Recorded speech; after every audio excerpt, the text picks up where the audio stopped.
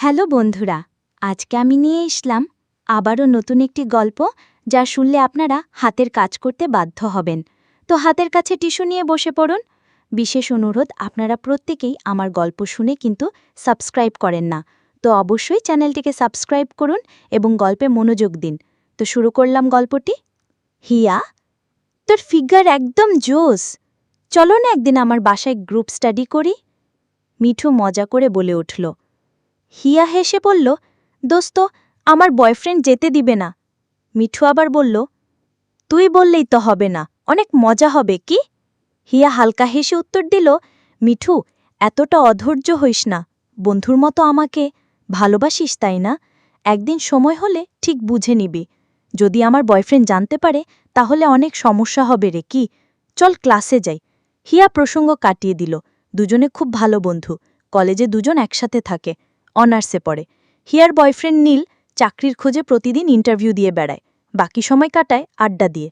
একদিন হিয়া আর মিঠু ইউনিভার্সিটির ওয়াশরুমে। কি ব্যাপার, ওয়াশরুমে হেলে কেন? মিঠু জিজ্ঞেস করল। তুই না একটু আগে বললি তোকে আর তোর সইচ্ছে না? হিয়া হেসে বলল। মিঠু কাছে এগিয়ে আসতেই হিয়ার ফোন বেজে উঠল। ব্যাগ থেকে ফোন বের করে দেখে নীল ফোন করছে। হ্যালো, আমি ক্লাসে আছি, পরে কথা বলবো বলেই ফোন রেখে দিল। নীল আবার ফোন করে জানালো সে হিয়ার ডিপার্টমেন্টের সামনে দাঁড়িয়ে আছে। হিয়া একটু চিন্তিত হয়ে পড়ে। তুই এক্ষুনি চলে যা, নীল দেখলে ঝামেলা হবে গো। হিয়া দ্রুত নিজেকে গুছিয়ে সেমিনারে চলে আসে। নীল জিজ্ঞেস করল, তুমি বলছিলে ক্লাসে আছো, কিন্তু চুল এত এলোমেলো কেন? ওই ক্লাসরুমে ফ্যান চুলছিল, বাতাসে এমন হয়েছে। কি? হিয়া উত্তর দেয়। নীল হেসে বলে, এই শীতে ফ্যান? এত ঘেমে গেছ কেন? হিয়া চুপ, একটু নার্ভাস। এই সময় মিঠু এসে পড়ল। নীল মজা করে বলে, এই ভাই, প্যান্টের চেন খোলা কেন? মিঠু একটু লজ্জা পেয়ে বলে, ওয়াশরুমে ছিলাম তো, ঠিক করতে ভুলে গেছি গো। নীল হেসে হেসে বলে, আরে আরে, আমি তো মজা করলাম। দুজনে হাফ ছেড়ে বাঁচল। মিঠু বলল, এখানে ঝুঁকি আছে, কাল আমার বাসা পুরো ফাঁকা থাকবে আর নিরাপদ। হিয়া বলল, আজ নীল চলে আসাতে ভালোই হলো, না হলে বিপদ হতে পারত। পরদিন হিয়া আর নীল কলেজে বসে আছে। হঠাৎ মিঠু এসে পড়ে এবং হিয়ার গলা জড়িয়ে ধরে। নীল অবাক, বিরক্ত হেসে বলে, ভাই, বান্ধবীকে জড়িয়ে ধরলে আমাকে বাদ দিচ্ছ কেন? আমিও তো বন্ধু, আমাকে জড়িয়ে ধরো না। মিঠু হেসে পাশ কটায়, না ভাই, ক্লাস আছে।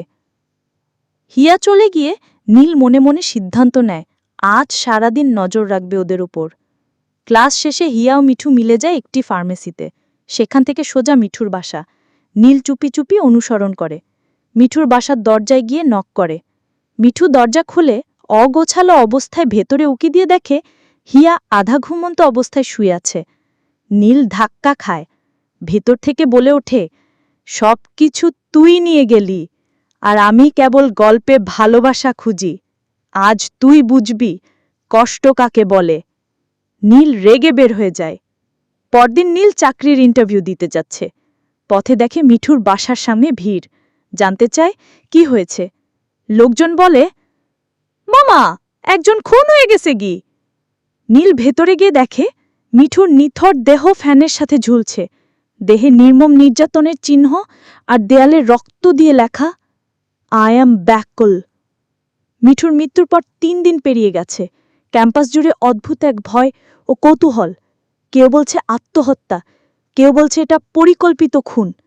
তবে একটা জিনিস সবাই মানছে, মৃত্যুটা স্বাভাবিক না। হিয়ার চোখে ঘুম নেই, মুখে ভয়ার্ত বিষণ্ণতা। মিঠু ছিল তার প্রিয় বন্ধু। যদিও সবকিছু সীমার মধ্যে ছিল না, তবুও তার মৃত্যু হিয়া মেনে নিতে পারছে না। হিয়া বারবার একটাই কথা ভাবছে, আমি কি দায়ী? আমি কি না বললেই সব থেমে যেত? অন্যদিকে নীল হঠাৎ করেই অদৃশ্য। না কোনো ফোন, না কোনো মেসেজ, সোশ্যাল মিডিয়ায় একটিও পোস্ট নেই। হিয়া নীলকে ফোন করে, নম্বর বন্ধ। কলেজে গিয়েও খোঁজ পায় না। হিয়া যেন বুঝে ফেলেছে এই মৃত্যুর সাথে এই অদৃশ্য হয়ে যাওয়ার মাঝে গভীর কিছু আছে। হঠাৎ একদিন হিয়ার ক্লাস শেষ হওয়ার পর সে হস্টেলের দিকে যাচ্ছিল। তখন তার ফোনে একটা আননোন নম্বর থেকে মেসেজ আসে। রাত 1-2টায় ছাদে এসো, তোমার মিথ্যা মুখোশ খুলে দেব। আমি ফিরে এসেছি গো, আই অ্যাম ব্যাক। হিয়ার গা ঠান্ডা হয়ে আসে। কাঁপতে কাঁপতে সে ফোনের স্ক্রিনটা বন্ধ করে ফেলে। সারাদিন তার চোখে মুখে আতঙ্ক।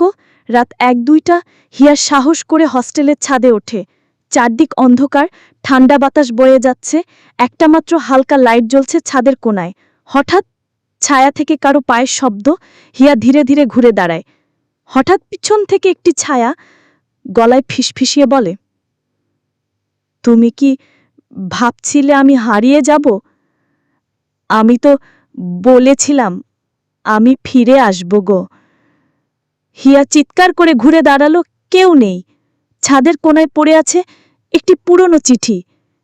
চিঠিতে লেখা, তোমাদের বিশ্বাসঘাতকতা আমার ভালোবাসাকে হত্যা করেছে। এখন আমি একে একে সবকিছুর হিসেব নেব, আর তুমি সেই খালার কেন্দ্রে। I am back. রাত 1-2টা পেরিয়ে গেছে। হিয়া তখনও ছাদে দাঁড়িয়ে, চোখে আতঙ্ক, কানে তখনও ভেসে আসছে সেই গলা, আমি ফিরে এসেছি। ছাদের বাতাসে হঠাৎ একটা কাগজ উড়ে এসে পড়ে হিয়ার পায়। হিয়া কাগজটা কুড়িয়ে নেয়। তুমি কি জানো বিশ্বাসঘাতের প্রতিদান কি হয়? মিঠু ছিল প্রথম, এখন পালা তোয়ার। গো, আই এম ব্যাক। হিয়া হঠাৎই ঘেমে ওঠে, কাঁপতে কাঁপতে নিচে নেমে আসে। পরদিন কলেজ ক্যাম্পাসে চুপচাপ হিয়া, চোখে লালচাপ, চেহারায় ভয়। বন্ধুরা জিজ্ঞেস করছে, হিয়া তুই ঠিক আছিস তো? কিন্তু হিয়া উত্তর দেয় না, শুধু বলে, আমাকে কেউ ফলো করছে গি। হঠাৎ প্রিন্সিপালের রুম থেকে ঘোষণা আসে, সাইকোলজি ডিপার্টমেন্টের হিয়া রহমান এবং নীল আহমেদের ক্লাস স্পেশাল ইনভেস্টিগেশনে সাসপেন্ড করা হলো। প্রয়োজনে পুলিশ জিজ্ঞাসাবাদ করতে পারে। কি? সবাই চমকে যায়। নীল তো হারিয়ে গেছে, আর হিয়া, সে তো সবসময় চুপচাপ শান্ত। কিন্তু ফার্মেসির খেয়ে ফুটেজে দেখা গেছে হিয়া নিজেই একটি বিশেষ ওষুধ কিনেছে, যা কিছু সময়ের জন্য অজ্ঞান করে দিতে পারে। এই ফুটেজ ভাইরাল হয়ে যায়। হিয়া তার হোস্টেলে ফিরে আসে। রুমে ঢুকতে আবার মেসেজ আসে, তোর মুখোশ আমি নিজে ছিঁড়ে ফেলব। মিথ্যা খুব সুন্দর সাজাতে পারিস, কিন্তু আমি তো জানি সব। তোর প্রতিটি ধাপ আমি দেখছি গো, আই এম ব্যাক। হিয়া এবার কেঁদে ফেলে। সে জানে এটা কেউ অন্য কেউ নয়, নীল নিজেই ফিরে এসেছে। পরদিন রাতে হিয়ার রুমমেটরা সবাই বাইরে গেছে, হিয়া একা। একটা সময় হঠাৎ বিদ্যুৎ চলে যায়। অন্ধকার রুমে টিকটিক করে মোবাইলের টাইম দেখায় 1-2-00 AM। হঠাৎ দরজায় ধক্কা, ঠ্যাং ঠ্যাং ঠ্যাং। হিয়া দৌড়ে দরজা খুলে দেখে কেউ নেই। মেঝেতে একটা পুতুল পড়ে আছে। পুতুলের মুখে সেলাই করা, গলায় লেখা, তুই খুনি।